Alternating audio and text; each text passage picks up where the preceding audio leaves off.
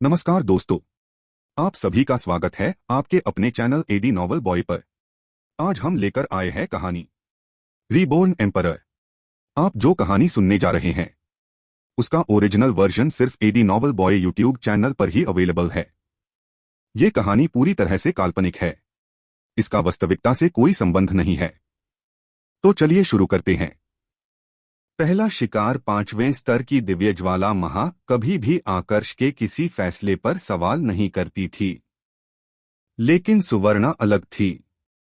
आकर्ष के साथ उसका व्यवहार हमेशा से चंचलता से भरा था और वह आज भी आकर्ष के साथ वैसे ही व्यवहार करती थी जैसे बचपन में किया करती थी, बिल्कुल किसी छोटी बच्ची की तरह। तो जब उसने सुना कि आकर्ष वहां से जाने को कह रहा है तो उसे लगा कि आकर्ष शायद वहां से आगे बढ़ने को कह रहा है। वैसे हम पहले कहां पर जा रहे हैं? उसने आकर्ष से सवाल किया। पहले यहां से बाहर जाएंगे, आकर्ष ने जवाब दिया। यहां से बाहर? यह जवाब सुनकर न सिर्फ सुवर्णा को बल्कि महा को भी थोड़ा आश्चर्य हुआ। दोनों को ही समझ में नहीं आया कि आकर्ष आखिर इतनी जल्दी यहां से बाहर क्यों जाना चाहता है। दोनों के चेहरे पर उलझन देखकर आकर्ष को समझ में आ गया कि दोनों क्या सोच रही है, इसलिए उसने उनके कुछ पूछने से पहले ही जवाब देते हुए कहा, मेरे पास 5 तत्व है। शुरुआत में मुझे नहीं पता था कि यहाँ पर बाकी योद्धाओं के पास भी 5-5 तत्व होंगे। अगर मैं उनसे लड़ूंगा तो मेरे अंकों में वृद्धि होगी और मेरा वास्तविक नाम सबको पता चल जाएगा। इसलिए पहले हम यहाँ से बाहर जाएंगे, अपने नाम को बदलेंगे और एक झूठी पहचान के साथ वापस अंदर आएंगे। आपके पास 5 तत्व है? सुवर्णा ने चौंकते हुए पूछा।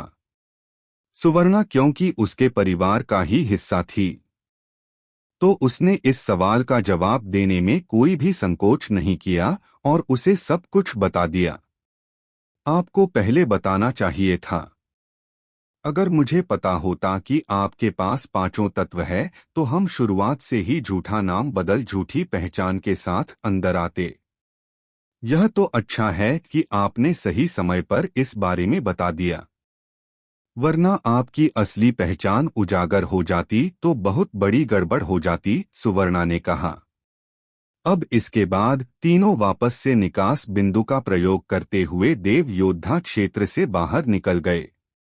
वैसे तीनों जब उस बिंदु के पास पहुंचे तो उनका सामना 2 लोगों से हो गया।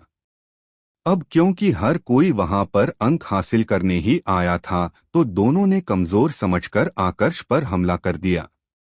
अफसोस दोनों के ही पास 5 तत्वों की शक्तियां नहीं थी, जिस वजह से दोनों आकर्ष का एक आसान शिकार बन गए। देव योद्धा क्षेत्र से बाहर आने के बाद तीनों ने अपने अपने नाम बदले। आकर्ष ने अपना नाम शौर्य रखा। एक समय पर मृत्यु लोक में उसका एक बड़ा भाई हुआ करता था जिसका नाम भी शौर्य था। उसी की याद में उसने यह नाम रखा। महा ने अपना नाम बदलकर प्राजक्ता रखा, जो कि उसकी मां का नाम था। वहीं पर सुवर्णा ने अपना नाम बदलकर शक्ति रखा। तीनों ने न सिर्फ अपना नाम बदला बल्कि अपने चेहरे भी बदल लिए। आकर्ष ने एक 20 वर्षीय युवक का चेहरा लिया।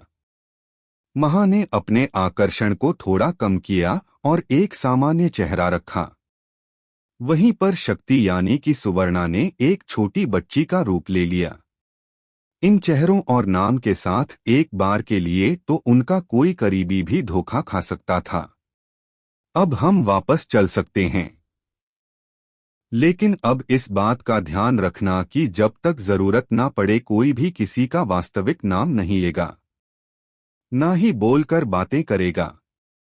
जो भी बातें होगी संदेश भेजकर होगी। दोबारा देव योद्धा क्षेत्र में प्रवेश करने से पहले आकर्ष ने सुवर्णा और महा दोनों को सचेत किया। दोनों ने इसके लिए तुरंत सहमति दे दी, जिसके बाद तीनों वापस से देव योद्धा क्षेत्र में आ गए। नई पहचान के साथ अब उन्हें किसी भी बात का डर नहीं था, तो तीनों देव योद्धा क्षेत्र में घूमने लगे। इसी तरह कुछ महीने बीत गए। इस दौरान आकर्ष का सामना कई योद्धाओं से हुआ, मगर अफसोस किसी के भी पास 5 तत्वों की शक्तियां नहीं थी, जिसके चलते सभी आकर्ष का शिकार बन गए। सबको खत्म करने के बाद उसने सभी के अंक हासिल किए, परंतु इससे उसके खुद के अंकों में कोई खास वृद्धि देखने को नहीं मिली। इतने सारे योद्धाओं को मारने के बाद भी सूची में उसका नाम 1 लाख स्थान से बाहर था। कुछ और दिन ऐसे ही गुजर गए। अब जाकर आकर्ष और बाकी सभी को उस क्षेत्र में थोड़ा दबाव महसूस होने लगा। वहां की हवा भारी होने लगी थी। मुझे लगता है कि अब हमें मूल क्षेत्र की तरफ बढ़ना चाहिए, आकर्ष ने सुझाव दिया। मूल क्षेत्र देव योद्धा क्षेत्र का एक ऐसा स्थान था जहां पर और छोटे छोटे क्षेत्र बने हुए थे। यह सब के सब अलग आयाम थे और इनमें प्रवेश करने के लिए किसी को भी कोई कीमत नहीं देनी होती थी।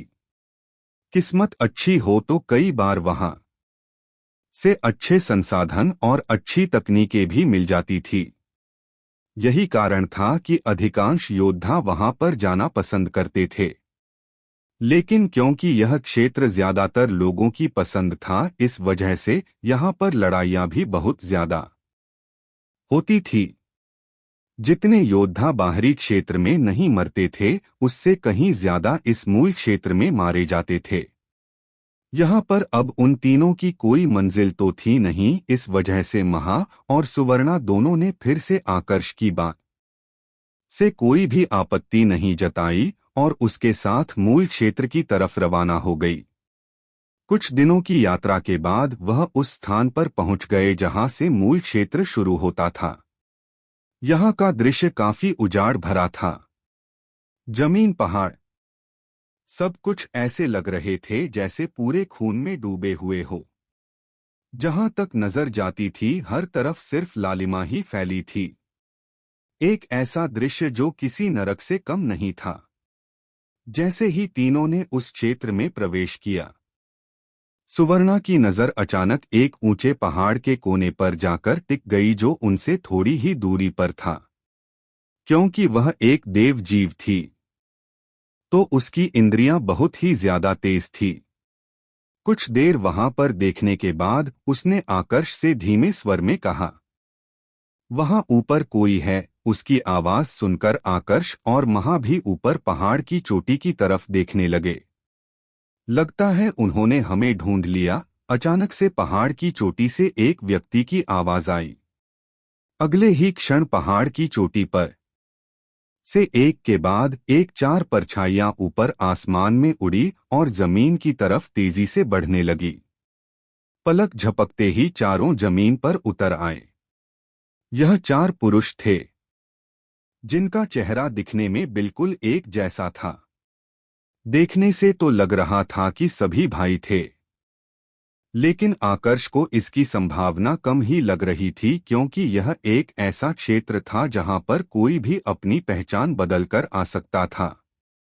तो संभावना थी कि चारों ने जानबूझकर अपने चेहरे एक जैसे बनाए होंगे। तुम्हारी किस्मत खराब है जो तुम हमसे टकरा गए, उनमें से एक ने मुस्कुराते हुए कहा। इतना कहने के साथ ही उसने अपने साथियों को इशारा किया, जिसके बाद उसके तीनों साथियों ने बाकी की 3 दिशाओं में जाकर उनका रास्ता रोक लिया। चारों ने घेराबंदी कर ली थी। इतनी जल्दी तुम कैसे कह सकते हो कि किस्मत हमारी खराब है? अभी तो लड़ाई शुरू भी नहीं हुई, आकर्ष ने चारों व्यक्तियों की तरफ ध्यान से देखते हुए कहा। असल में उसने पहले ही पता लगा लिया था कि उन चारों के पास 5 तत्वों की शक्तियां नहीं हैं। अब जब तक किसी के पास 5 तत्व ना हो, तब तक वह उसके लिए खतरा नहीं बन सकता था। Swoosh swoosh swoosh swoosh. चारों युवकों ने बिना एक पल गवाए पहले ही हमला कर दिया। क्योंकि वह पहले हमला करके आकर्ष को हमला करने का मौका नहीं देना चाहते थे। यहाँ पर सबसे महत्वपूर्ण चीज एक ही थी, जिंदा रहना। लेकिन जैसे ही चारों ने हमला किया, चारों को तुरंत समझ में आ गया कि इस बार उन्होंने कुछ ऐसा खाने की कोशिश की है जो उनकी पाचन क्षमता से बाहर का है। आकर्ष ने सीधा अपने स्थान के सिद्धांत का प्रयोग किया और उसके साथ में 5 तत्वों की शक्ति भी सक्रिय कर दी। उसने निशिता को भी आक्रमण करने का आदेश दिया। तीनों की मिली हुई ताकत के साथ चारों एक जैसे दिखने वाले युवकों को अपना बचाव करने का भी अवसर नहीं मिला। बंधन तकनीक के चलते चारों अपने स्थान पर ही अटक गए और इसका फायदा उठाकर आकर्ष ने तलवार से सबके गले काट दिए। चारों की सबसे बड़ी गलती यही थी कि चारों ने आकर्ष को कुछ ज्यादा ही हल्के में ले लिया था। अगर चारों ने थोड़ी सी भी सावधानी रखी होती तो शायद चारों कुछ और देर तक टिक सकते थे। उनको खत्म करने के बाद आकर्ष ने सबसे पहले अपने अंकों की जांच की। अब उसका स्थान शीर्ष 1,00,000 योद्धाओं के बीच आ चुका था। उसे कुछ और अंकों की जरूरत थी, जिसके बाद वो शीर्ष 10,000 योद्धाओं के बीच भी अपना स्थान बना सकता था। अभी जिस स्थान पर आकर्ष था, यह स्थान स्थिर नहीं था। यह समय समय पर बदलता रहता था।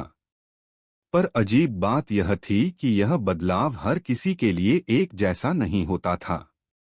जैसे अभी थोड़ी देर पहले आकर्ष और उसके साथियों के पैरों के नीचे की जमीन बदल गई थी, लेकिन जिन योद्धाओं ने उन पर आक्रमण किया था उनके लिए उनके आसपास का वातावरण ही बदला था। जमीन बिल्कुल वैसे ही थी। वहां से आगे बढ़ने के बाद तीनों ने सबसे पहले एक रुकने का स्थान ढूंढा। आकर्ष को फिर से ऊर्जा इकट्ठा करने की जरूरत थी और इसके अलावा आसपास का वातावरण जिस तरह से बदल रहा था उसके साथ उसे पूरा विश्वास था कि थोड़ी ही देर में कोई ना कोई शिकार खुद उसके पास आ जाएगा। उसका यह अंदाजा गलत साबित नहीं हुआ। थोड़ी सी देर के बाद उनके आसपास का स्थान फिर से बदलने लगा। जिस दीवार के सहारे अभी वह तीनों खड़े थे, उसके दूसरी तरफ से आकर्ष को किसी की मौजूदगी महसूस होने लगी। बदलते हुए वातावरण और जमीन के साथ दीवार भी बदल रही थी, जिसका मतलब था कि थोड़ी ही देर में दीवार वहां से गायब हो जाने वाली थी। बिल्कुल वैसा ही हुआ। लगभग 2 से 3 मिनट के बाद ही दीवार वहां से गायब हो गई, जिसके बाद आकर्ष को 3 लोग दिखाई पड़े। एक तरफ एक मध्य अवस्था का आदमी खड़ा था जिसने हरे रंग के वस्त्र पहने थे, तो वहीं दूसरी तरफ उसके सामने 2 और व्यक्ति खड़े थे जो शायद उसे खत्म करने के लिए वहां पर आए थे। एक का सामना 2 से, वह मध्य अवस्था का आदमी काफी ताकतवर होगा, तभी तो अकेले यहां आने की हिम्मत की है। लेकिन क्या वह एक साथ 2 लोगों का सामना कर पाएगा? सुवर्णा ने पूछा। आकर्ष उसकी बात का कोई जवाब देने वाला ही था कि तभी उसके मस्तिष्क में दिव्य ज्वाला का स्वर गुंजा। आपके सामने खड़ा वो मध्य अवस्था का आदमी हमारे बहुत काम का है। उसके पास 5वें स्तर की दिव्य ज्वाला है।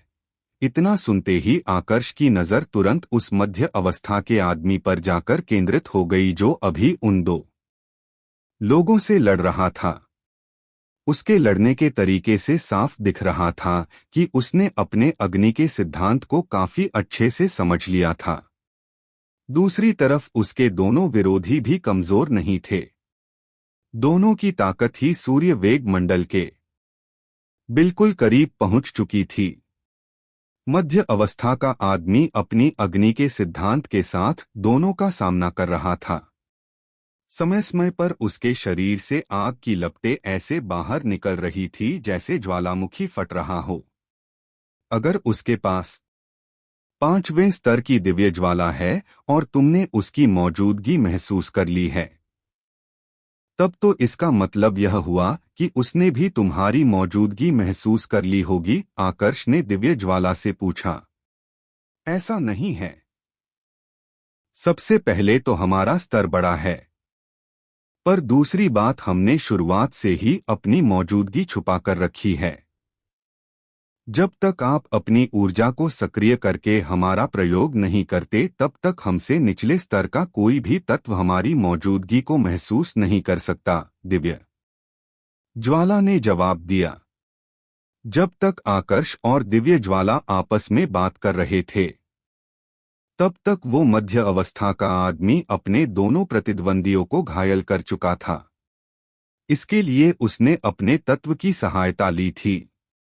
तीनों का यह युद्ध मुश्किल से 5 मिनट चला होगा। उसके बाद उस मध्य अवस्था के आदमी को एक सुनहरा अवसर मिल गया। उसने दोनों में से एक प्रतिद्वंद्वी के गले पर तलवार से प्रहार करके उसको जान से मार दिया। अब इसके बाद दूसरा प्रतिद्वंदी अपने आप ही कमजोर पड़ गया। थोड़ी देर तक लड़ने के बाद वह भी मर गया। मध्य अवस्था के आदमी ने उनको खत्म करने के बाद उनकी जादुई अंगूठियां और उनके अंक सब अपने कब्जे में ले लिए। अब हमारी बारी है, आकर्ष ने लड़ाई खत्म होते ही सुवर्णा से कहा। उसकी आंखों में ठंडी चमक थी। वो जानता था कि यह मौका उसके पास फिर कभी नहीं आने वाला है। अभी उसका दुश्मन लड़ाई खत्म करके कमजोर हो चुका होगा। इस समय अगर वह लड़ाई करता है तो बहुत ही कम ऊर्जा के साथ अपने दुश्मन को मार सकता है। इधर मध्य अवस्था का आदमी अपने दोनों प्रतिद्वंदियों को खत्म करके खुश हो ही रहा था कि तभी उसे आकर्ष और उसके साथियों की मौजूदगी महसूस हुई। ओह! और 3 लोग। लगता है आज अंक खुद चलकर मेरी झोली में आ रही हैं। उसकी आंखें कत्ल के भाव से चमकने लगी। शरीर से आग की लपटें और भी तेज मात्रा में निकलनी शुरू हो गई। बिना देरी किए वह तुरंत अपने स्थान से आगे बढ़ा और उसने आकर्ष पर हमला कर दिया। मैं तो सोच रहा था कि तुम्हारे साथ क्या किया जाए, लेकिन तुमने तो खुद सामने से अवसर दे दिया। धन्यवाद, आकर्ष ने अपनी तरफ बढ़ रहे उस मध्य अवस्था के आदमी की तरफ देखते हुए कहा। धन्यवाद? किस बात के लिए? आकर्ष की बात सुनकर वह मध्य अवस्था का आदमी एक पल के लिए उलझन में पड़ गया। थोड़ी देर के बाद जब उसने अपने आप को संभाला तो तिरस्कार से भरी हंसी के साथ बोला, कहीं तुम्हें यह तो नहीं लगता कि तुम 3 हो इसलिए मुझे मारकर मेरे अंक ले सकते हो? अगर ऐसा कुछ सोच रहे हो तो बहुत गलत सोच रहे हो लड़के। गलत मैं नहीं सोच रहा, गलत तो तुम सोच रहे हो। मैंने धन्यवाद अंकों के लिए नहीं कहा। मैंने तो धन्यवाद तुम्हारी 5वें स्तर की दिव्य ज्वाला के लिए कहा है, जो अब तुम मुझे देने वाले हो, आकर्ष ने अपनी तलवार प्रकट करते हुए कहा। मेरी 5वें स्तर की दिव्य ज्वाला? इतना सुनते ही उसे मध्य अवस्था के आदमी के चेहरे का रंग पूरा काला पड़ गया। अभी भाग जाओ। तुम इस लड़के का सामना नहीं कर सकते। उसके पास 6ठे स्तर की दिव्य ज्वाला है। अगर तुम उससे लड़े तो मैं तुम्हारी कोई मदद नहीं कर पाऊंगा। वह मध्य अवस्था का आदमी अभी इस झटके से उबर भी नहीं पाया था कि उसके भीतर की दिव्य ज्वाला का स्वर उसे सुनाई पड़ा। इससे पहले कि वह कोई जवाब देता, दिव्य ज्वाला ने फिर से घबराते हुए कहा, नहीं, अब भागने के लिए बहुत देर हो चुकी है। जल्दी करो, उसे खत्म कर दो। इससे पहले कि उसकी दिव्य ज्वाला मुझे निगल जाए, उस पर जानलेवा प्रहार करो। जल्दी। हो सकता है वो तुमसे ज्यादा ताकतवर न हो। अपने अस्तित्व को बचाने के लिए 5वें स्तर की दिव्य ज्वाला बेताबी से अपने मालिक को उकसा रही थी कि वह आकर्ष को मार डाले, क्योंकि अगर आकर्ष मर जाता तो उसके भीतर की दिव्य ज्वाला का कोई भी मालिक नहीं रहेगा। इस स्थिति में भले ही वह उससे एक स्तर आगे हो, लेकिन फिर भी वह उसे अपना शिकार बना सकता था। आखिरकार तत्वों की असली ताकत उनके मालिक के साथ ही जागृत होती थी। बिना मालिक के तत्व चाहे अपने आखिरी स्तर में ही क्यों ना हो, वह इतनी ज्यादा ताकत उत्पन्न नहीं कर सकता था। इधर उस मध्य अवस्था के आदमी का चेहरा पूरी तरह से गंभीर हो चुका था। उसने एक पल भी गवाए बिना अपनी पूरी ताकत झोंक दी। यह अब सिर्फ लड़ाई नहीं थी, यह उसकी जिंदगी का सवाल था। अगर उसकी दिव्य ज्वाला निगल ली जाती है तो उसके लिए आखिरी विकल्प सिर्फ उसकी मृत्यु बचने वाली थी। एक ही क्षण में आसमान आग की तलवारों से भर गया, मानो अनगिनत जलती हुई धाराएं मिलकर एक विशाल जाल बुन रही हों, जो तेजी से आकर्ष की ओर सिमटता जा रहा था। मध्य अवस्था के आदमी ने यहां पर अपनी पूरी ताकत इस्तेमाल कर ली थी। उसकी सारी शक्तियां और उसके अस्त्र की ताकत उसके इस प्रहार में समाई हुई थी। लेकिन अगले ही पल हवा को चीरती हुई एक तीखी तलवार की ध्वनि गूंजी। आकर्ष की तलवार से 7 रंगों की ऊर्जाएं एक साथ बाहर निकली और उन्होंने उस मध्य अवस्था के आदमी की अग्नि से बनी तलवारों को ऐसे काट दिया जैसे कागज कट रही हो। सिर्फ एक ही प्रहार में आकर्ष ने उस भयानक हमले को पूरी तरह नष्ट कर दिया। यह दृश्य देखकर उस आदमी की आंखों में मौत का डर साफ नजर आने लगा। उसने जल्दी से अपने शरीर में मौजूद दिव्य ज्वाला से मदद मांगी, लेकिन इस समय वह दिव्य ज्वाला अपनी खुद की जान भी नहीं बचा सकती थी। उस मध्य अवस्था के आदमी की मदद तो क्या ही करती। नहीं, वह आदमी चीख उठा, लेकिन यहां उसकी चीख सुनने वाला भी कोई नहीं था। अपनी पूरी ताकत से उसने आकर्ष के प्रहार को रोकने की कोशिश की, लेकिन आखिर में उसका हाल भी वही हुआ जो आकर्ष के हर दुश्मन का होता था।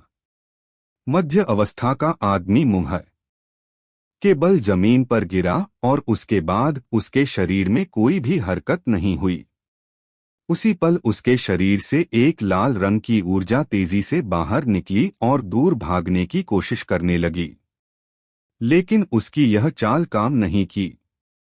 आकर्ष के शरीर से भी एक लाल रंग की ऊर्जा तरंग बाहर निकली और उसने पलक झपकते ही उस दूसरी तरंग को पकड़ लिया। इनमें से एक तरंग 5वें स्तर की दिव्य ज्वाला थी, जो 6ठे स्तर की दिव्य ज्वाला से डरकर भाग रही थी। लेकिन क्या ऐसा संभव था? थोड़ी ही देर में वह दूसरी ऊर्जा की तरंग हमेशा हमेशा के लिए पहले वाली ऊर्जा तरंग के साथ मिल गई। अब आकर्ष ने उस मध्य अवस्था के आदमी के शरीर की ओर ध्यान दिया। उसने सबसे पहले उसके अंक हासिल किए और फिर उसका सारा कीमती सामान अपनी जादुई अंगूठी में स्थानांतरित किया। उस मध्य अवस्था के आदमी को मारने के बाद आकर्ष को काफी सारे अंक मिले थे, जिसके साथ उसने सीधे ही शीर्ष 700 स्थान में अपनी जगह बना ली। इसी के साथ आकर्ष अब एक सैनिक का पद प्राप्त कर चुका था। लगता है यह मध्य अवस्था का आदमी एक सैनिक था, सुवर्णा ने कहा। देव योद्धा क्षेत्र में जो योद्धा 1100 से नीचे के स्थान पर होते थे, उन्हें ही यह पद प्राप्त होता था। 101 से 1100 स्थान तक के योद्धाओं को सैनिक का पद और 1 से 100 स्थान के योद्धाओं को कमांडर का पद मिलता था। वैसे यह सिर्फ कहने के लिए था, क्योंकि पद का असली संबंध अंकों से होता था, न कि स्थान से। अगर किसी के पास 3000 अंक है तो वो शीर्ष 500 स्थान पर होते हुए भी कमांडर का पद प्राप्त कर सकता था। आकर्ष का नकली नाम शौर्य सूची में काफी जल्दी में ऊपर आया था, लेकिन अभी तक किसी ने इस नाम पर खास ध्यान नहीं दिया था। आखिरकार इस क्षेत्र में कई प्रतिभाशाली लोग थे। इतनी छोटी सी बात पर कोई क्यों ही ध्यान देता? कुछ पल बाद सुवर्णा ने एक उत्साहित स्वर में कहा, आकर्ष भाई, अब आपके पास 800 अंक आ चुके हैं। तो क्यों ना हम किसी क्षेत्र में प्रवेश करें। वैसे भी इन अंकों को खर्च करने के बाद भी आपके स्थान पर कोई फर्क नहीं पड़ेगा। सुवर्णा की बात सुनकर आकर्ष ने अपनी आंखें बंद की और ध्यान केंद्रित करने लगा। कुछ ही पल में उसके मन के भीतर एक छोटा सा श्वेतपट प्रकट हो गया, जिसके ऊपर कई सारे विकल्प उभरे हुए थे। वहां पर एक क्षेत्र में प्रवेश करने के लिए 500 अंक देने की जरूरत थी। अच्छी बात यह थी कि आकर्ष यहाँ पर अपने साथ अपने साथियों को भी ले जा सकता था। इसके लिए उसे अतिरिक्त अंक देने की जरूरत नहीं थी। उसने जल्दी से एक क्षेत्र के लिए अनुमति पत्र खरीदा। वह पत्र उसके मस्तिष्क में ही एक ऊर्जा तरंग के रूप में स्थापित हो गया और उसे आगे का रास्ता दिखाने लगा। उधर आकर्ष ने एक दिशा में इशारा करते हुए कहा और उसके बाद महा व सुवर्णा के साथ वहां से आगे बढ़ गया। पलक झपकते ही तीनों मूल क्षेत्र से बाहर निकल गए और एक बिल्कुल नए ही वातावरण में पहुंच गए। अब देखना यह था कि उसने जिस क्षेत्र में प्रवेश करने का सोचा था वह उसे क्या लाभ पहुंचाने वाला था। समय का सिद्धांत और साधना शुरू। एक दिन और एक रात तक लगातार सफर करने के बाद आकर्ष, महा और सुवर्णा तीनों एक रेगिस्तान में पहुंच चुके थे।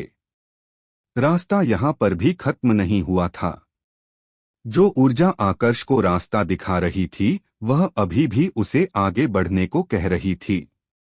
ऐसे ही कुछ घंटे बीत गए। इतने समय तक चलने के बाद आखिरकार उन्हें उस खाली रेगिस्तान में कुछ आकृतियां नजर आने लगी। बड़े बड़े पत्थर और कुछ लंबी व बड़ी टूटी हुई दीवारें। यह एक प्रकार का खंडहर था। हर दीवार अपनी एक अलग कहानी बता रही थी। क्या यह वही क्षेत्र है जहां पर हम जाना चाह रहे हैं? सुवर्णा ने उत्साहित होते हुए पूछा। नहीं, जो ऊर्जा रास्ता दिखा रही है वह इस खंडहर की दूसरी तरफ से आ रही है। शायद हमें वहां तक पहुंचने के लिए पहले इस खंडहर को पार करना होगा, आकर्ष ने जवाब दिया। खंडहर बिल्कुल इस तरह से मौजूद था कि उसको सीधा पार कर पाना संभव ही नहीं था। एक बार के लिए तो आकर्ष का मन किया कि क्यों न आसमानी रास्ते से होकर वहां से निकल लिया जाए। लेकिन जब उसने ऐसा करने की कोशिश की तो उसने पाया कि खंडहर के आसपास के क्षेत्र में वह उड़ नहीं पा रहा है। शायद यह एक प्रकार की परीक्षा है जिसको पार करने के बाद ही मैं यहाँ पर उड़ सकता हूँ, उसने मन ही मन सोचा। अब जब आसमानी रास्ते से नहीं जाया जा सकता था तो उन्होंने जमीनी रास्ते से ही आगे बढ़ने का फैसला किया। कुछ दूर चलने के बाद रास्ता अचानक से खत्म हो गया। अब क्या करें? सुवर्णा ने उलझन भरे स्वर में आकर्ष से पूछा। आकर्ष, जहां पर रास्ता खत्म हो रहा है वहां पर मुझे एक भ्रमजाल की उपस्थिति महसूस हो रही है, हमेशा चुप रहने वाली महा ने धीरे से कहा। भ्रमजाल? महा की बात सुनकर आकर्ष सोच में पड़ गया। उसे अभी तक कुछ भी स्पष्ट रूप से नजर नहीं आया था, लेकिन उसे महा पर पूरा विश्वास था। कुछ देर सोचने के बाद उसने अपनी तलवार निकाली और सामने प्रहार कर दिया। जैसा उसने सोचा था, तलवार के प्रहार होते ही सामने का आसमान काटने लगा। यह बिल्कुल वैसा था जैसे सामने कोई कपड़े की दीवार थी जिसको काट दिया गया हो। अब एक नया रास्ता बनकर सामने आ चुका था। तीनों ने एक दूसरे की तरफ देखा और फिर उसे रास्ते पर आगे बढ़ने लगे। लेकिन जैसे ही तीनों उस भ्रमजाल के भीतर दाखिल हुए, महा ने तुरंत आकर्ष को सतर्क करते हुए कहा, यह जाल बहुत शक्तिशाली है। अपनी पूरी ऊर्जा का प्रयोग करने के बाद भी मेरे लिए इसके आगे देख पाना मुश्किल हो रहा है। मैं इसे नहीं तोड़ सकती। आकर्ष के लिए यह कोई आश्चर्य की बात नहीं थी। आखिरकार उस पूरे देव योद्धा क्षेत्र का निर्माण सर्वशक्तिशाली योद्धा के द्वारा किया गया था, यानी कि उसमें जितने भी छोटे छोटे क्षेत्र थे उनका निर्माण भी उसी योद्धा के द्वारा किया गया था। ऐसे योद्धा की ताकत से बने भ्रमजाल को तोड़ना इतना सरल कैसे हो सकता था? दिव्यजल, क्या तुम्हारे पास कोई तरीका है जिससे इस भ्रमजाल से बाहर निकला जा सकता है? आकर्ष ने दिव्यजल से पूछा। मुझे थोड़ा समय लगेगा। मेरे विचार से इसको तोड़ने से बेहतर है कि इसी के भीतर आगे बढ़ा जाए। जिसने भी इसका निर्माण किया है उसने कुछ सोच समझकर ही इसको बनाया होगा। अगर इसका इरादा नुकसान पहुंचाने का होता तो अब तक नुकसान पहुंचा चुका होता। थोड़ा सोचने के बाद दिव्यजल ने जवाब दिया। उसकी बात आकर्ष को भी सही लगी, तो उसके निर्देशों का पालन करते हुए वह धीरे धीरे उस भ्रमजाल के भीतर आगे बढ़ने लगा। कुछ देर तक चलने के बाद तीनों एक विशालकाय महल के सामने पहुंच गए। इस महल के मुख्य द्वार तक पहुंचने के रास्ते में कई बड़ी बड़ी मूर्तियां खड़ी थी, बच्चों से लेकर बूढ़ों तक, पुरुष, स्त्रियां, जानवर, देव, जीव। वहां पर हर प्रकार की मूर्तियां थी। कुछ कुछ तो ऐसे देव जीव भी थे जिनको आकर्ष ने पहले कभी देखा भी नहीं था। अजीब बात यह थी कि उन सबको देखने के बाद ऐसा लग रहा था जैसे एक समय पर वह जीवित रही होगी और बाद में किसी कारण से उन्हें पत्थर में बदल दिया गया होगा। यहां से आगे कुछ महसूस नहीं हो रहा, बस एक हल्की सी ऊर्जा महसूस हो रही है जो महल के भीतर से आ रही है। अगर मैं गलत नहीं हूं तो वो गुप्त क्षेत्र इस महल के भीतर होना चाहिए, या फिर यह पूरी जगह ही वह गुप्त क्षेत्र है, आकर्ष ने कुछ सोचते हुए कहा। बार बार उसकी नजर उन मूर्तियों की तरफ जा रही थी। एक सवाल उसके मन में घूम रहा था कि आखिर इतनी सारी मूर्तियां यहां पर कर क्या रही है। चाहे कोई भी राजा हो, अपने महल में वो इतनी विभिन्न प्रकार की मूर्तियों को तो नहीं रखेगा। इतना तो पक्का था कि यह मूर्तियां यहां पर सजावट के लिए नहीं थी। शायद यह किसी प्रकार की परीक्षा हो सकती है। शायद पहली परीक्षा जिसको पार करने के बाद यहां से आगे बढ़ सकते हैं। थोड़ा सोचने के बाद उसने मन ही मन अनुमान लगाया। मेरे पीछे रहो और कोशिश करो कि किसी भी वस्तु से तुम्हारा स्पर्श न हो। कुछ पता नहीं है यहाँ पर क्या चल रहा है, आकर्ष ने महा और सुवर्णा को सावधान करते हुए कहा। इतना कहने के बाद उसने अपनी तलवार निकाल ली और आसपास बड़े ही ध्यान से देखने लगा, जैसे किसी भी खतरे के लिए तैयार हो। दिव्यजल, इस जगह के बारे में कुछ पता चला? आकर्ष ने दिव्यजल से पूछा। पूरी तरह से तो मुझे भी नहीं पता, मैं भी समझने की कोशिश कर रही हूं। लेकिन एक बात पक्की है कि यह भ्रमजाल किसी प्रकार की परीक्षा का ही भाग है। इसको तोड़ा नहीं जा सकता। इसमें सुरक्षात्मक और आक्रामक दोनों ही प्रकार के देव अभिलेखों का प्रयोग हुआ है। आप सही थे, यह किसी प्रकार की परीक्षा ही है। लेकिन इसमें होगा क्या, इसका जवाब अभी मेरे पास नहीं है। इसको और अच्छी तरह से समझने के लिए मुझे थोड़ा और समय चाहिए, दिव्यजल ने जवाब दिया। आकर्ष और दिव्यजल के बीच अभी बातें हो ही रही थी कि तभी आकर्ष ने कुछ अजीब देखा। जो मूर्तियां थोड़ी देर पहले अपनी जगह पर स्थिर थी, उनकी स्थिति अब थोड़ी सी बदल गई थी। ऐसा लग रहा था जैसे उनके अंदर किसी प्रकार की हरकत हुई थी। वुश! उसने तुरंत अपनी ऊर्जा को इकट्ठा किया और एक मूर्ति को निशाना बनाते हुए प्रहार कर दिया। बूम! एक ही प्रहार में मूर्ति टूटकर चकनाचूर हो गई। लेकिन इसी के साथ आकर्ष को भी उसके सवाल का जवाब मिल गया कि उसे करना क्या है। पहली मूर्ति के टूटते ही बाकी सारी मूर्तियों में जैसे जान आ गई हो। सबकी सब सजीवों की भांति आकर्ष को निशाना बनाने के लिए आगे बढ़ी। तीनों इस प्रकार की स्थिति के लिए पहले से ही तैयार थे। इसलिए जैसे ही मूर्तियां जिंदा हुई, उन तीनों ने भी अपनी शक्तियों को सक्रिय किया और मूर्तियों पर प्रहार करने लगे। थोड़ी देर तक उनके साथ लड़ने के बाद आकर्ष को एक बात समझ में आई कि इन मूर्तियों की ताकत सीमित थी। अभी तक उसका सामना जिस सबसे शक्तिशाली मूर्ति से हुआ था, उसकी ताकत एक 10वें सिद्धांत स्तर के सोमचक्र मंडल के योद्धा के बराबर थी। इस प्रकार का योद्धा आकर्ष के लिए कोई भी खतरा नहीं था। अपने 5 तत्वों की ताकत के साथ वह इस स्तर के योद्धाओं का सामना आसानी से कर सकता था। लड़ाई मुश्किल से 10 मिनट चली होगी। उसके बाद महल के आगे पूरा सन्नाटा छा गया। सारी मूर्तियां नष्ट हो चुकी थी। जैसे ही आखिरी वाली मूर्ति टूटी, महल का मुख्य द्वार धीरे धीरे करके खुलने लगा। चलो अंदर चलते हैं, आकर्ष ने महा और सुवर्णा से कहा। यह कहते हुए उसने अपने कदम बड़े से प्रवेश द्वार की तरफ बढ़ाए। लेकिन जैसे ही उसने महल के भीतर कदम रखा, वह अचानक ठिठक गया। उसने कुछ महसूस किया, कुछ ऐसा जो बेहद परिचित था। क्या यह समय का सिद्धांत है? उसने तुरंत पहचान लिया कि यह ऊर्जा जानी पहचानी क्यों थी।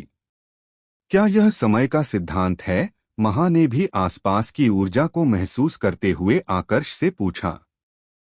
हाँ, आकर्ष ने एक गंभीर स्वर में जवाब दिया। समय के सिद्धांत को वह पूरी तरह से समझ नहीं पाया था। अब तक उसे बस इस सिद्धांत की हल्की सी समझ थी। उसका पूरा ध्यान तो हमेशा से स्थान के सिद्धांत की तरफ केंद्रित रहा था। लेकिन इस समय अब जब उसे मौका मिल रहा था तो उसने इस मौके को जाने नहीं दिया। अपनी आंखें बंद की और समय के सिद्धांत को समझने की कोशिश करने लगा। एक परिचित मगर नई ऊर्जा उसकी चेतना को चीरते हुए उसके आत्ममंडल में प्रवेश करने लगी। इस समय पर वह महसूस कर पा रहा था कि उसके भीतर कुछ तो बदल रहा है, लेकिन यह बदलाव क्या था यह उसे समझ में नहीं आ रहा था। एक अनिश्चित समय अंतराल के बाद उसने अपनी आंखें खोली। उसकी आंखों में हल्की हैरानी और उत्साह दोनों थे। पता नहीं कैसे पर उसने समय के सिद्धांत की मूल शक्ति को समझने में सफलता हासिल कर ली थी। अगर मैं समय के सिद्धांत को पूरी तरह समझ लूं तो मैं समय की गति को नियंत्रित कर सकता हूं और एक सीमा के बाद उसे रोक भी सकता हूं, उसने मन ही मन सोचा। लेकिन फिर अगले ही पल उसके चेहरे पर निराशा का भाव भर आया। उसके सामने अभी 2 सबसे बड़ी चुनौतियां थीं। सबसे पहली चुनौती तो यह थी कि उसके पास समय ही नहीं था, और दूसरी चुनौती यह थी कि वह खुद नहीं जानता था कि समय के सिद्धांत को पूरी तरह से समझने और सीखने में उसे कितना समय लग सकता है।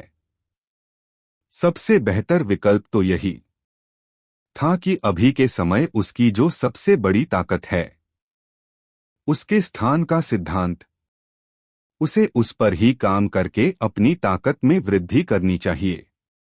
क्योंकि फिर से शून्य से शुरू करने से बेहतर था कि अभी वह जहां पर है वहां से आगे बढ़े। कुछ पल तक इस बारे में सोचने के बाद उसने महा और सुवर्णा की तरफ देखा। दोनों पहले ही अपनी साधना से बाहर आ चुकी थी। सुवर्णा, तुम्हें क्या लगता है, इस क्षेत्र के भीतर हमें क्या मिल सकता है? आकर्ष ने सुवर्णा से पूछा। उसका इरादा ऐसे संसाधन हासिल करना था जो जल्द से जल्द एक सोमचक्र मंडल के योद्धा का ऊर्जा स्तर बढ़ा सकते थे, क्योंकि उसकी शक्तियों के संयोजन को शुरू करने के लिए उसका सूर्य वेग मंडल में प्रवेश करना जरूरी था। आकर्ष भाई, चाहे कैसा भी क्षेत्र हो, यहाँ के सबसे सामान्य संसाधन भी एक सोमचक्र मंडल के योद्धा की ऊर्जा स्तर को बढ़ाने में मदद करते हैं।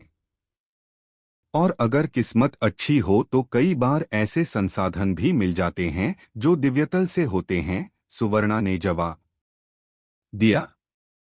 फिलहाल के लिए इतना जवाब पर्याप्त था। अभी उन तीनों को जल्द से जल्द क्षेत्र को पार करना था, इसलिए तीनों ने वहां पर रुककर ज्यादा समय बर्बाद नहीं किया और आगे बढ़ गए। सबसे पहले उनके सामने एक बड़ा सा मुख्य कक्ष आया, जिसको पार करने के बाद तीनों एक बड़े से बरामदे में पहुंच गए। यहां पर तीनों का सामना दूसरी परीक्षा से हुआ। अंधेरे से कई सारी परछाइयां बिजली की रफ्तार से बाहर निकली और उन पर आक्रमण करने लगी।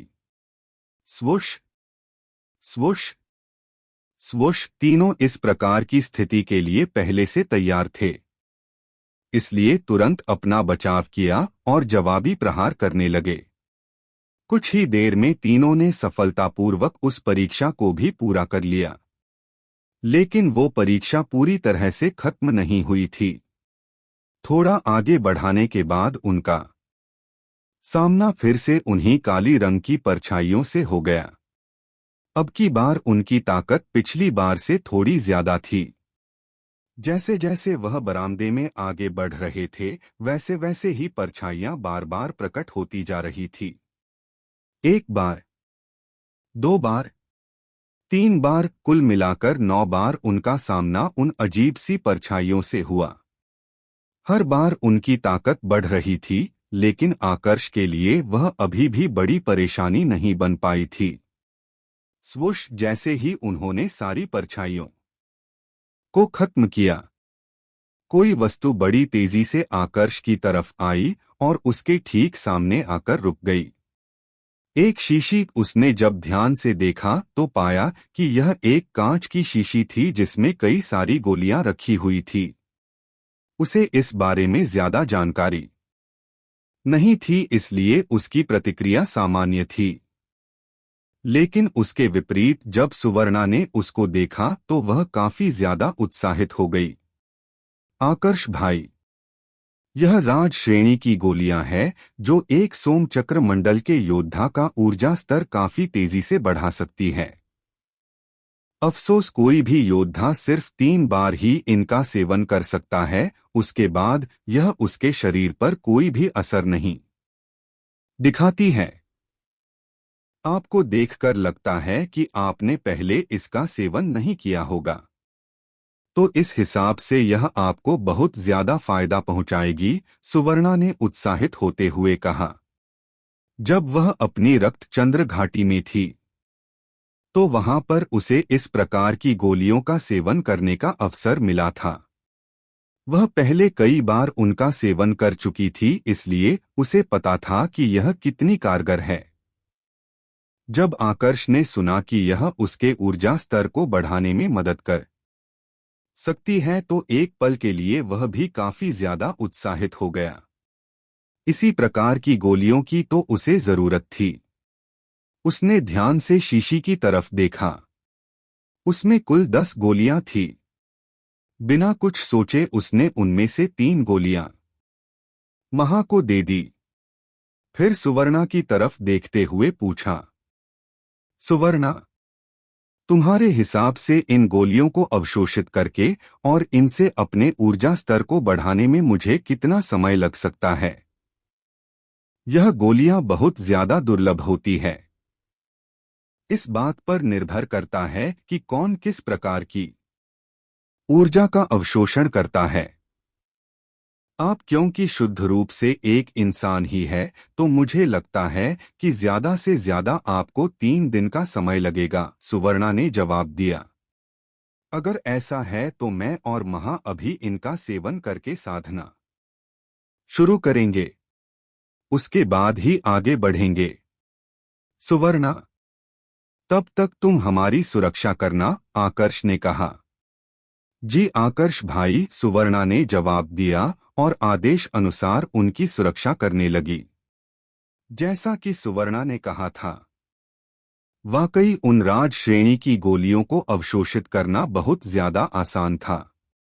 आकर्ष के खुद के आयाम में पूर्वतल की ऊर्जा अभी भी संरक्षित थे। उसने उस ऊर्जा का इस्तेमाल खुद के और महा की ऊर्जा स्तर को बढ़ाने के लिए किया। दोनों ऊर्जाओं के साथ सिर्फ 3 दिन के भीतर ही आकर्ष अपने ऊर्जा स्तर में वृद्धि को साफ महसूस करने लगा। लेकिन जैसा उसने सोचा था, इतनी आसानी से उसके ऊर्जा स्तर में बड़ी वृद्धि देखने को नहीं मिली। यह थोड़ा निराशाजनक तो था, लेकिन आकर्ष को इससे ज्यादा निराश नहीं हुई। वैसे भी अभी उसके पास काफी समय था और उस क्षेत्र की परीक्षाएं भी बची हुई थी। साधना से जागने के बाद उसने आगे बढ़ना जारी रखा। रास्ते में उन्हें कई और परीक्षाओं का सामना करना पड़ा। इस दौरान आकर्ष को 2 ऐसे देव ऊर्जा फल भी मिले, जिनका सेवन करने के बाद उसको साधना में बैठने की भी जरूरत नहीं थी। अपने आप उसका ऊर्जा स्तर बढ़ने वाला था। इसी तरह चलते चलते आखिरकार तीनों महल के पीछे वाले क्षेत्र में पहुंच गए। अजीब है, हमें तो यहां से बाहर निकल जाना चाहिए था। फिर अभी भी हम यहां पर क्यों हैं? सुवर्णा ने थोड़े गंभीर स्वर में पूछा। मुझे अभी अभी महसूस हुआ है कि मुझे अपने अंकों की सीमा में वृद्धि करने की आवश्यकता है। मुझे अपने 1000 अंकों की सीमा में वृद्धि करने के लिए परीक्षा देनी होगी। शायद इसी वजह से रास्ता नहीं खुला है, आकर्ष ने कहा। थोड़ी देर पहले ही उसके मस्तिष्क में एक अपरिचित आवाज गूंजी थी। आवाज थोड़ी अजीब थी। सुनकर बता पाना मुश्किल था कि आवाज पुरुष की थी या फिर महिला की। जैसे ही उसने इस बारे में महा और सुवर्णा को बताया, उन दोनों के मस्तिष्क में भी वही आवाज गूंज उठी। सुवर्णा ने बिना देर किए कहा, लगता है हमें पहले परीक्षा ही देनी होगी। वैसे भी आज नहीं तो कल इस परीक्षा को हमें देना ही था। बेहतर यही है कि अभी इसको दे दे। जैसे ही उसने यह शब्द कहे, आसमान में अचानक से 3 रहस्यमयी द्वारा प्रकट हो गए। स्पष्ट था कि जो भी उस पूरे क्षेत्र की निगरानी कर रहा था, वह यही चाहता था कि वह लोग पहले परीक्षा दे दे। तीनों ने बिना देरी किए आसमान की ओर उड़ान भरी और एक एक द्वार के सामने जाकर खड़े हो गए। पहले आकर्ष वहां पर उड़ नहीं पा रहा था, लेकिन अब उसे पर लगी यह पाबंदी भी मिट चुकी थी। परीक्षा पूरी करने के बाद हम वहीं पर मिलेंगे जहां से शुरू किया था, सुवर्णा ने कहा। ठीक है, आकर्ष ने जवाब दिया। इसके बाद तीनों ने एक साथ अपने अपने द्वार के भीतर प्रवेश किया और वहां से गायब हो गए। अंकों की सीमा पार करने के लिए जो परीक्षाएं होती थी, उनका स्तर भी अलग अलग होता था। इनमें सबसे सरल परीक्षा 1000 अंकों को पार करने वाली होती थी। लेकिन इसका मतलब यह नहीं था कि इस परीक्षा को कोई भी पार कर सकता था। इसके लिए योद्धा के पास बहुत ही ज्यादा ताकत का होना आवश्यक था। अपने 5 तत्वों की शक्ति के साथ आकर्ष आसानी से उपवेग मंडल के योद्धाओं से लड़ सकता था। फिर उसके लिए यह परीक्षा पार करनी कौन सी मुश्किल है। मात्र आधे घंटे के भीतर ही उसने परीक्षा पार कर ली। लेकिन जब वह बाहर आया और उस स्थान पर पहुंचा जहां पर मिलने की बात हुई थी, तो उसने पाया कि महा और सुवर्णा अभी तक वहां पर नहीं आई थी। लगता है मैं कुछ ज्यादा ही जल्दी आ गया, उसने मन ही मन अपने आप से कहा। कुछ देर के बाद, लगभग 15 मिनट बाद महा वहां पर प्रकट हुई। उसके लगभग 15 मिनट बाद सुवर्णा भी वहां पर प्रकट हो गई। अभी की वर्तमान स्थिति को देखते हुए साफ पता चल रहा था कि सुवर्णा तीनों में सबसे पीछे थी। पहले क्षेत्र से बाहर निकलने के बाद तीनों फिर से देव योद्धा क्षेत्र में भटकने लगे और अंक हासिल करने लगे। इस बार किस्मत उनका पूरा साथ दे रही थी। अब तक उनका सामना किसी भी ऐसे प्रतिद्वंद्वी से नहीं हुआ था जो उनसे अधिक शक्तिशाली हो। धीरे धीरे उनके अंक बढ़ते बढ़ते 2000 तक पहुंच गए। वैसे तो उन्होंने अंक 2000 से कहीं ज्यादा हासिल कर लिए थे, लेकिन अंकों की सीमा के चलते सूची में सिर्फ 2000 अंक ही नजर आ रहे थे। महा के पास 2000 से थोड़े ज्यादा अंक थे। वहीं पर सुवर्णा के अंक लगभग 3000 तक पहुंच चुके थे। लेकिन सूची में महा का नाम ऊपर था क्योंकि उसने 2000 अंक सुवर्णा से पहले प्राप्त किए थे। सुवर्णा की किस्मत अच्छी थी जो आखिरी समय पर उसे एक ऐसा दुश्मन मिल गया था जिसको मारने के बाद उसे सीधे 1000 अंक प्राप्त हो गए। जहां तक आकर्ष की बात थी तो सूची में तो उसके नाम के आगे भी 2000 अंक ही नजर आ रहे थे, लेकिन वास्तविकता में उसने 6000 के लगभग अंक हासिल कर लिए थे। अंकों की सीमा फिर से लग गई है। मेरे विचार से अब हमें फिर से किसी दूसरे क्षेत्र में प्रवेश करना चाहिए, सुवर्णा ने गंभीर स्वर में कहा। आकर्ष और महा ने इस पर कोई भी आपत्ति नहीं जताई। तीनों ने अपने अपने अंकों का इस्तेमाल किया और इस बार तीनों ही अलग अलग क्षेत्र में चले गए। कुछ समय के बाद तीनों फिर से उसी स्थान पर प्रकट हुए जहां से गायब हुए थे। उन्होंने 2000 अंकों की सीमा पार कर ली थी, लेकिन सुवर्णा की हालत थोड़ी खराब लग रही थी। उसने आकर्ष से कहा, आकर्ष भाई, अपनी वर्तमान ताकत के साथ मैं बस इसी सीमा को पार कर सकती हूँ। 3000 अंकों की सीमा मुझसे पार नहीं होगी। आकर्ष को इस पर कोई आश्चर्य नहीं हुआ। आखिरकार उसके पास 5 तत्वों की शक्ति थी, लेकिन महा और सुवर्णा की बात अलग थी। अगर उन्हें अपने अंकों की सीमा में लगातार वृद्धि करनी थी तो इसके लिए उनके पास उच्च ऊर्जा स्तर का होना जरूरी था। अगर मुश्किल हो रही है तो हम पहले अपने ऊर्जा स्तर को बढ़ा लेते हैं। सुवर्णा, पूरी कोशिश करना कि इस बार तुम सोम चक्र मंडल के 10वें सिद्धांत स्तर में पहुंच जाओ। उसके बाद 3000 अंकों की सीमा पार करना तुम्हारे लिए काफी सरल हो जाएगा, आकर्ष ने कहा। उसके सुझाव के अनुसार तीनों ने अपने अपने संसाधनों का प्रयोग करते हुए अपनी साधना शुरू कर दी।